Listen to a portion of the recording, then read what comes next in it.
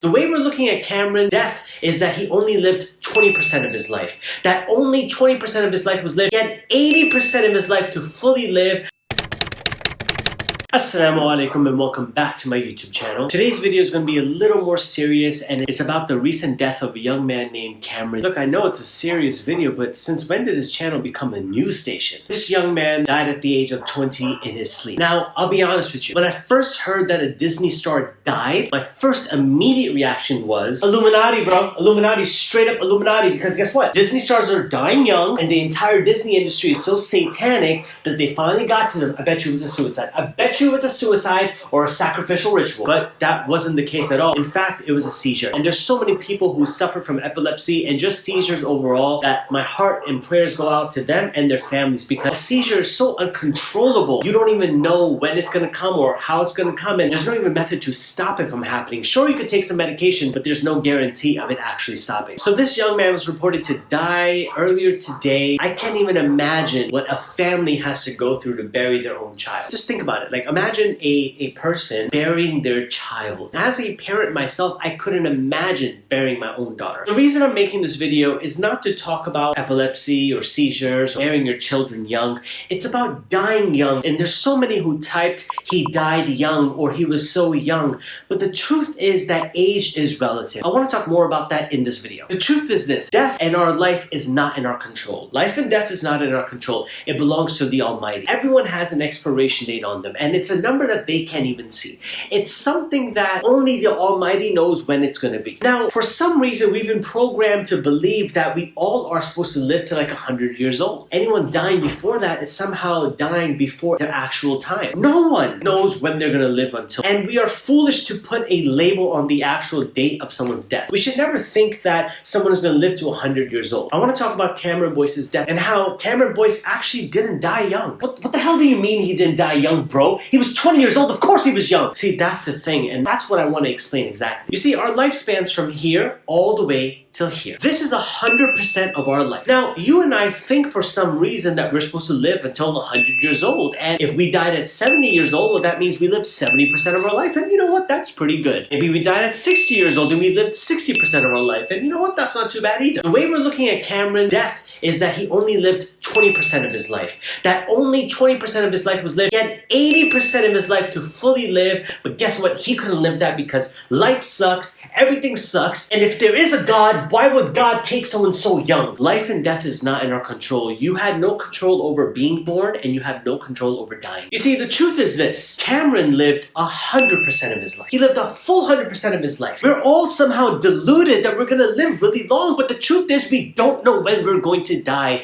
and we should never think that we know when we're gonna die, or we should never think that we're gonna live a very long age. See, that will cause us to not take advantage of opportunities. That will cause us to feel entitled and privileged for our life when our life is a straight up blessing. We should never feel entitled for having life. Every breath that you and I are breathing right now is counted for, and we should be thinking of it as a blessing and being grateful for that breath. Every time our heart beats, we should be thanking the Almighty for allowing it to beat and take advantage of the fact that it's still beating, because guess what? One day it will stop beating, and that's the harsh reality. Can you imagine or think that Cameron the night before went to sleep thinking that tonight's going to be his last sleep? Tonight's going to be his last night? Yesterday would have been his last day. Do you think that's what he was thinking? Absolutely not. Cameron was thinking that he's going to wake up tomorrow and go about his day. He probably even had a to-do list. We all are so caught up with the world and so many to-do lists that we forget the fact that we have to return to the Almighty.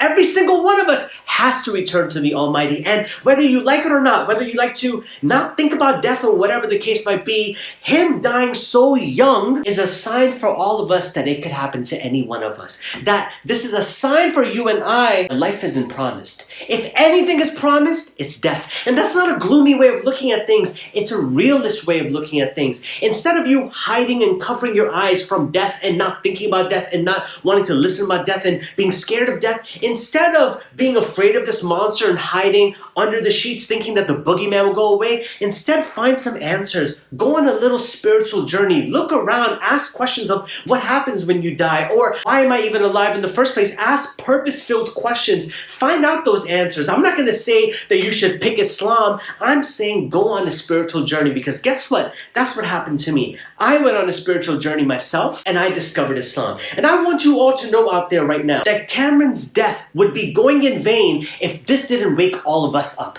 This needs to wake every single one of us out there, all of his fans out there, all of his loved ones out there, that life isn't promised and we need to find answers. We need to know what's going to happen to us. Why are we even here right now? We need to contemplate about these bigger questions. Imagine if Cameron went to his older self at the age of 10, and told himself back then when he was starting off at Disney, Cameron, you've already lived 50% of your life. What do you think young Cameron would have said? Bro, you crazy, get the hell out of here. Because it's so hard for someone to imagine that at the age of 10, Cameron lived 50% of his life. How about this one?